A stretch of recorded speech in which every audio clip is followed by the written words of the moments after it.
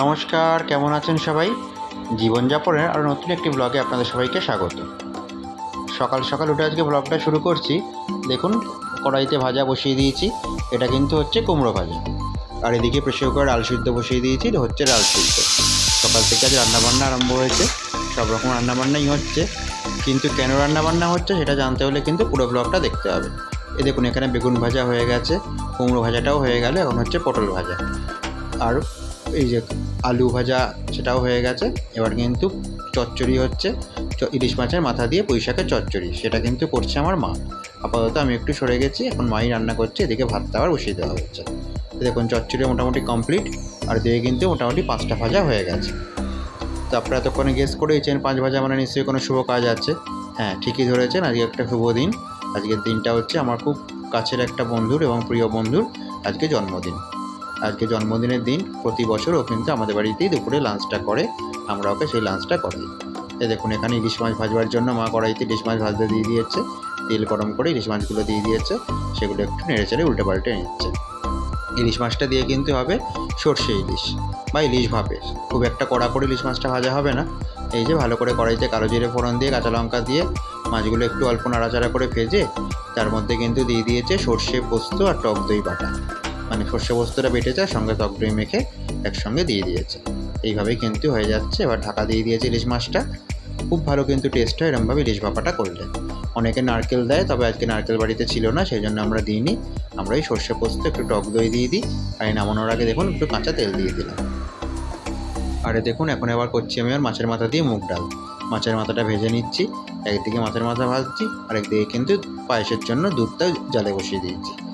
মাছের মাথা ভাজা হয়ে গেছে, পাবদা মাছের রান্নাও হবে, তাই পাবদা মাছ যখন একটু ভেজে আগে সরিয়ে রাখছি। দেখুন, মাছের মাথার জন্য পেঁয়াজটা কিন্তু কড়াইতে ভাজছি, তেজপাতা ফোড়ন দিয়ে পেঁয়াজ ভাজতে দিয়েছি। আর এখানে দুধ কিন্তু মোটামুটি ফুটে উঠেছে। এই যে পেঁয়াজটা ভালো করে ভেজে নিয়ে তার মধ্যে দিচ্ছি একটুখানি আদা রসুন বাটা। এই যে আদা রসুন বাটাটা দিয়ে দিয়েছি, এটা দিয়ে একটু ভালো করে নাড়াচাড়া করে নেবো।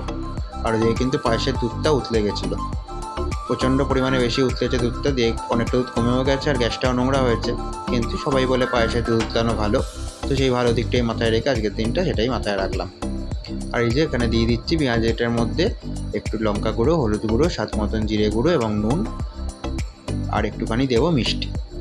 আর এখন দিচ্ছি টমেটো। একটু টমেটোটা বেশি করে দিলে কিন্তু মাছের মাথা দিয়ে মুগ ডালে ভালোই লাগে।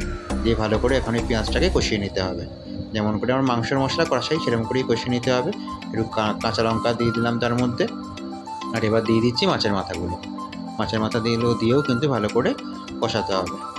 ভালো করে কষানো যতক্ষণ না হচ্ছে ততক্ষণ কিন্তু একটু একটু করে জল দিয়ে কষাতে থাকতে হবে, যতক্ষণ না পেঁয়াজ রসুনের গন্ধটা ভালো করে যাচ্ছে।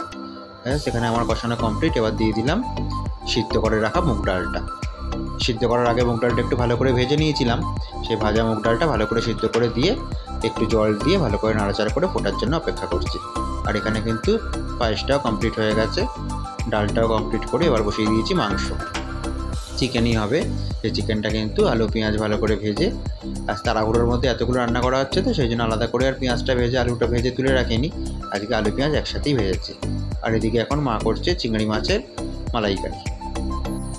দেখুন, মা এখানে রান্না করছে আর আমি ঘুরে ঘুরে ভিডিও করছি, টুকটাক কাজগুলো সারছি। এখানে একদিকে আমার চিংড়ি মাছের মালাইকারিটা করছে, আর একদিকে কিন্তু বসিয়ে দিয়েছে মা পাবদা মাছটা।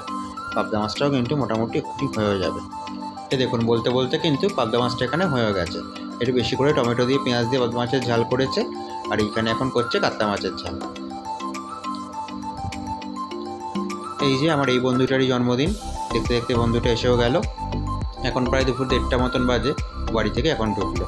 এই যে আজকের বার্থডে বয় সেজে গুজে কিন্তু এসে গেছে। এই যে ঢুকলো, ওকে দেখেই অডিওর খুব লাফালাফি করছে, তাই এখন অডিও পটলকে আদর করছে একটুখানিও। তারপর একটা গিফট এসছে, সেই গিফটটা একটু আগে হ্যান্ড ওভার করে দেবো। এই দেখুন, গিফটটাকে ওকে দিয়ে দিচ্ছি, ও গিফটটা আস্তে আস্তে খুলুক। হ্যাঁ, তো যেটা বলছিলাম, দেখতে দেখতে কিন্তু আমাদের সবারই বয়স বাড়ছে। জন্মদিন আসা যেমন একটা আনন্দের বিষয়, সেরকম কিন্তু একটুখানি হলেও মনটা খারাপ হয়ে যায়। দেখতে দেখতে কিন্তু আমাদের জীবন থেকে একটা বছর চলে গেল। দেখুন, ওকে খেতে দিয়ে দিয়েছি, ও এখন একটু ফটো সেশন করছে। ততক্ষণ কিন্তু আমি আপনাদেরকে খাবারের ভিডিওগুলো একটুখানি দেখিয়ে দিই। সকাল থেকে তো রান্নাবান্না দেখাচ্ছি, মেনুগুলো তো বলতে পারিনি। দেখুন, এখানে রান্না হয়েছে ভাত, 5 রকম ভাজা, মাছের মাথা দিয়ে মুগ ডাল, ইলিশ মাছের মাথা দিয়ে পুঁই শাক, এখানে কাতলা মাছ, পাবদা মাছ, ইলিশ মাছ ভাপে, চিংড়ি মাছের মালাইকারি, চিকেন কষা, পায়েস, সব রান্নাবান্না আজকের হয়েছে। আর আমরা এখন এখানে চলে এসেছি নিচের ঘরে বসে খেতে। এটা আমার মাসির মেয়ে, ও আজকে নিমন্ত্রিত, ও আজকে এসছে আমাদের বাড়িতে। নিজেরা আমরা এই 3-4 জন মিলেই ঘরের লোক মিলে খাচ্ছি। আর আমার বন্ধুটি, ও কিন্তু বললো এত সাজগোজ করে টেবিল চেয়ারে বসে আমি খেতে পারছি না, তোদের সঙ্গে নিচে গিয়ে আমি ভালো করে বসে খাবো। সেই জন্য জামা কাপড় ছেড়ে এখন মাটিতে বসে সবার সঙ্গেই খাচ্ছি। এই দেখুন, আমি, মা, আমার বোন আর আমার বন্ধু, আমরা 4 জন মিলে খেতে বসে পড়েছি। খাওয়া দাওয়া হয়ে গেছে। এখন হচ্ছে দুপুরবেলা আমাদের ডেকোরেশন করবার পালা। বিকেলবেলা ছোট্ট করে একটু কেক কাটিং আছে, আর কিছুই না, একটু কেক কাটা হবে, একটু ছবি তোলা হবে, সেই জন্য একটুখানি সাজানো গোছানো হচ্ছে। আমরা সবাই মিলে সাজাচ্ছি। আর আমাদের পাশের একটা ঝন্টুদা আছে, যে কিনা আমাদের সব কাজকর্ম মানে সাজানো গোছানোর কাজে খুব হেল্প করে, সেই ঝন্টুদা কিন্তু এসছে। সবাই মিলে আজকে আমরা এখন সাজাচ্ছি ঘরটা। আর আমার মাসির মেয়ে বসে বসে অনেকগুলো বেলুন দেখুন ফুলিয়ে ফেলেছে, অনেকগুলোই কিন্তু বেশ বেলুন ফুলিয়েছে। এই বাম্পারের সাহায্যে ফোলাচ্ছে, কিন্তু তাও কিন্তু এফোর্ট দিয়ে ভালোই বেলুন ফোলাতে অনেকটা কষ্ট হচ্ছে বুঝতে পারছি, তাও কিন্তু অনেকগুলো বেলুনও ফুলিয়ে ফেলেছে।